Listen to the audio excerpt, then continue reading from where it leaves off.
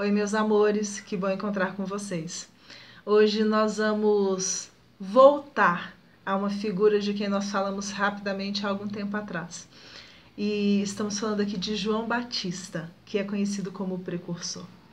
João tem algumas coisas da história dele que são muito bonitas, porque lá atrás, ainda no Antigo Testamento, tem um profeta chamado Isaías que falou daquilo que seria lá na frente a encarnação de João.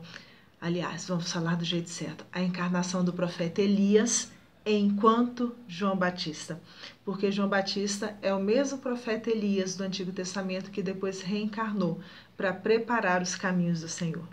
E é muito bonita a passagem, porque no Evangelho de Lucas, eles lembram para a gente do que é contado lá atrás, na tradição, nos livros de Isaías.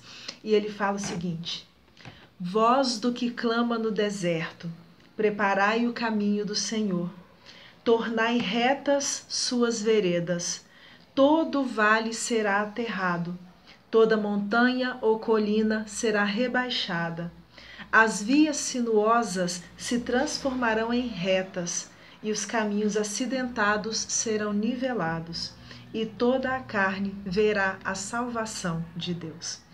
O Isaías, nessa fala profética, o que ele estava já antevendo é que viria uma pessoa que eles não sabiam quem era, mas que essa referência, à voz que clama do deserto, é porque João, quando já estava na idade adulta, ele passou um tempo jejuando pelos desertos, refletindo. Isso era uma prática que era comum na antiguidade. As pessoas irem para lugares afastados das cidades, dos espaços urbanos, para pensarem, para tentarem de alguma forma se encontrar com Deus. E João fez esse exercício. E depois, de forma muito simples, ele retornou para próximo da região do Rio Jordão, e ele é chamado de João Batista, porque ele começou a pregar, convidando as pessoas a se converterem, porque estaria chegado já muito próximos dias em que o Salvador estaria aqui na Terra. E a passagem é muito bonita. Eu desconfio que João já sabia há muito tempo de que Jesus era esse Salvador.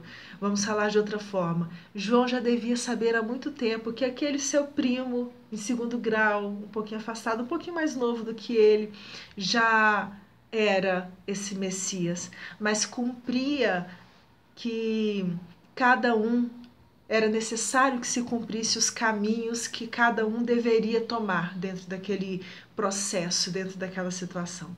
E assim é que João começa a pregar a necessidade das pessoas se prepararem para esse mundo novo que surgiria com a vinda do Messias. E ele falava da necessidade das pessoas reverem os seus atos, repensarem os seus caminhos, e principalmente porque, vamos imaginar assim, naquela época as cidades eram muito pequenas, então qualquer coisinha de diferente que acontecia chamava a atenção de todo mundo. Então aquele homem meio seco, no sentido assim de muito sério, João Batista não ficava do tipo cheio de coisinha, não. Ele era muito direto e muito sério. E quando ele começou a pregar para as pessoas a necessidade de que se pensasse aquilo que hoje a gente chama de reforma íntima, começou a chamar a atenção de pessoas de cidades diferentes. E nos evangelhos dizem que vários fariseus e saduceus começaram também a visitar João lá nos lugares onde ele pregava, Dizem que é do Vale de Betabara, é próximo dessa região, um lugar onde passava o Rio Jordão. E nessas pregações, encontrando às vezes esses fariseus que ele sabia que estavam mais interessados em mostrar que faziam certo do que na verdade em fazer o certo. Sabe aquela pessoa que parece que é muito boazinha, que finge para todo mundo que segue todas as regras que as religiões mandam seguir, mas que na verdade a gente sabe que deixa um monte de coisinha por fazer? A ideia era mais ou menos essa. E João, sabendo que existiam pessoas no meio daquelas que estavam ouvindo a fala dele, a pregação dele, que estavam lá mais com a curiosidade do que com qualquer outra vontade de mudar, e isso está registrado nos evangelhos, Ele vira para eles e começa a falar de uma forma assim muito quase que brava. Quem vos ensinou a fugir da cólera que vai chegar? Porque no entendimento dele, a presença de Jesus na terra ia colocar cada coisa no seu lugar. Então, assim, aqueles que eram bons iam acabar se mostrando bons de verdade, iam aparecer e iam permanecer. Mas aqueles que fingiam que eram, de certa forma, eles seriam desmascarados. A preocupação de João era essa. E ele continua: o machado corta já as raízes das árvores. Toda árvore que não produz bom fruto será cortada e lançada ao fogo. E isso tem a ver com a ideia da gente entender que tudo aquilo que a gente faz aparece, produz frutos, para bem ou para mal. E se nós não fizermos aquilo que é o correto, isso daí mais cedo ou mais tarde vai ficar marcado também. Acontece que um dia João estava lá e ele fazia um ritual, né, que era como se fosse a ideia do batismo que a gente conhece hoje, de mergulhar as pessoas no Rio Jordão, simbolizando a mudança de vida. E um dia ele estava lá no Rio Jordão quando de longe ele vê Jesus chegando. E intimamente ele sabia que ele ia passar por essa experiência. E a passagem é muito bonita porque diz alguns espíritos, principalmente um espírito chamado Amélia Rodrigues, no livro que se chama Primícias do Reino, que João estava lá num dia muito iluminado, né?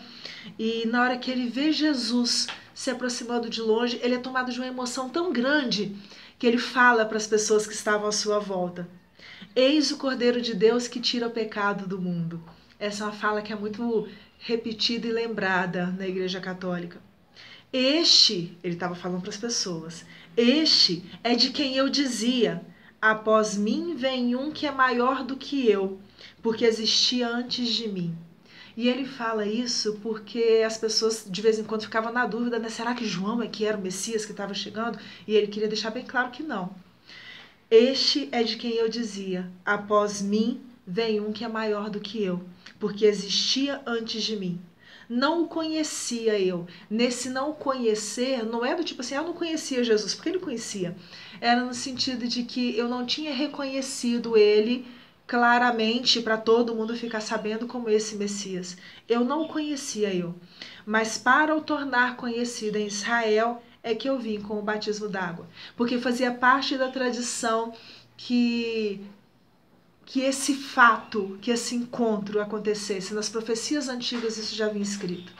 E aí quando Jesus se aproxima dele, João humildemente, amorosamente: eu é que devia ser batizado por ti, e tu vens a mim.